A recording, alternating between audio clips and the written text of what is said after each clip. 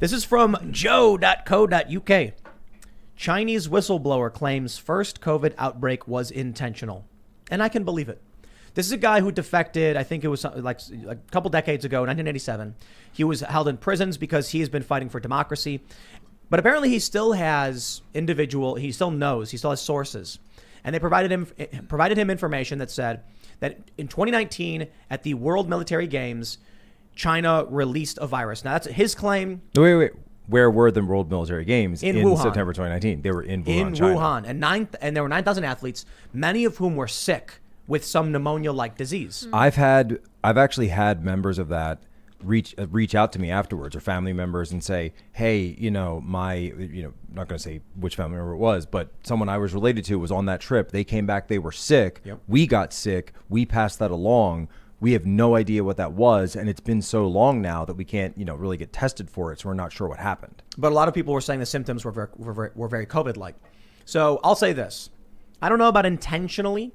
I think when you look at the lab leak evidence, you would be insane not to conclude this leak from a lab, whether it was, if it was intentionally done, that's something totally different. But we actually have a defector claims that he went in November, in November, he went to U.S. intelligence and said, this thing that just happened, this wasn't an intentional release of a virus. And the funny thing is, we have the benefit of hindsight. We can look back at these past couple of years and be like, why didn't they listen? Well, think about it. The World Military Games happens and some people got sick. So what? So you got a bunch of athletes who get sick and then you don't even notice because not that many get sick. And then some guy comes to you and says, people got sick because China intentionally released a virus. They're going to be like, what are you talking about? And like, it was fine. The game's went off without a hitch. Especially if they use the phrase, if they say, oh, it's a bioweapon, secret Chinese project, military. It kind of fits that sort of thing where, and saying this for someone who's in the intel community, you get a lot of walk-ins, right? You get a lot of walk-ins. You get people coming all the time with this story, that story. And because of the Iraq WMD scenario, because of that situation, anything that kind of falls into that bucket of NBC, not NBC the company, but nuclear, biological, chemical, there always is a little bit of hesitancy from people in the community because of that experience to really jump on one of those things. And there's hesitancy from people that, your middle managers, et cetera, to pass that on to the higher ups, the generals or the DASDs, or certainly anyone in the White House, give it to the president, just because of that situation, because you don't want to be the next Colin Powell, et cetera.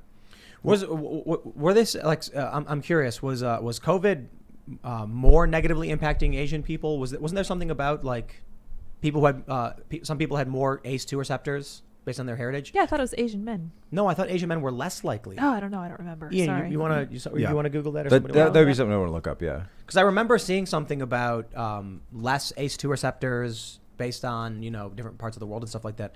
So I'd be curious. I could be wrong about this. I don't know. Do you see anything, Ian? No?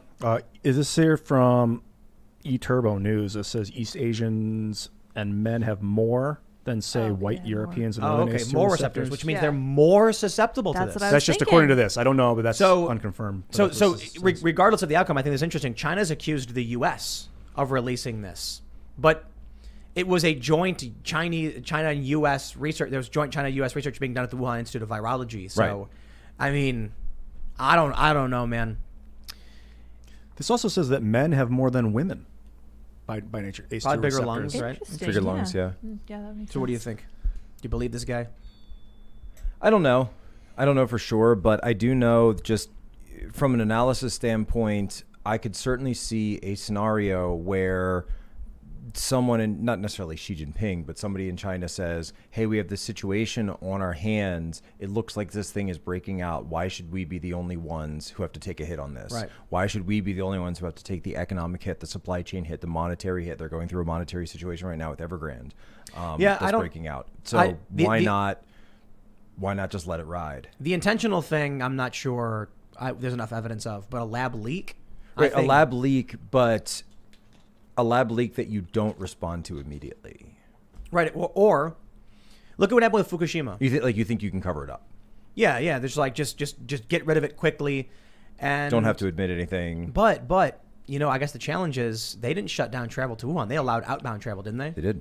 Yeah, so it doesn't sound like they were trying to. It So- sounded like they were like, you know what? It hit us. It's gonna hit everybody else. So when Chernobyl happened, and one thing that HBO totally missed in the Chernobyl miniseries, which I think is quite good, but one thing that, and my wife coming from having been in the Soviet Union, always points out that they totally missed, is that if you look at the dates, Chernobyl happens in late April. What is May 1st, right? May 1st is May Day, right, in the Soviet Union. This is a huge day of celebration. It's parades. People are outside. People are, garlands of flowers, et cetera, et cetera. So all of that happens in the Chernobyl area and across Belarus, where a lot of the winds were blowing it. So this fallout, they allowed that to go on, even though they knew the meltdown had occurred. Wow. Because they didn't want to admit it to the West. Yep, and I think it was only because they detected radiation in Sweden or something, Right. that anyone started to realize what was going on with Chernobyl. All Because this people in Sweden started radioactive- getting sick, and people, they started detecting things and said, "What's going on? Hey, Russia, or hey, Soviet Union, do you have something you would like to tell us?" Yeah. Right. And so what's amazing though is because we have this situation now where what's the difference between the U.S. relationship with China and the CCP versus the U.S. relationship in the USSR? There is a monetary, financial, and a deep economic relationship between the U.S. and China that the U.S. and the Soviet Union never had. Our elites are getting rich off of this supply chain, off of the exploitation of cheap Chinese labor, the Uyghurs, et cetera, everything else. You don't have that now.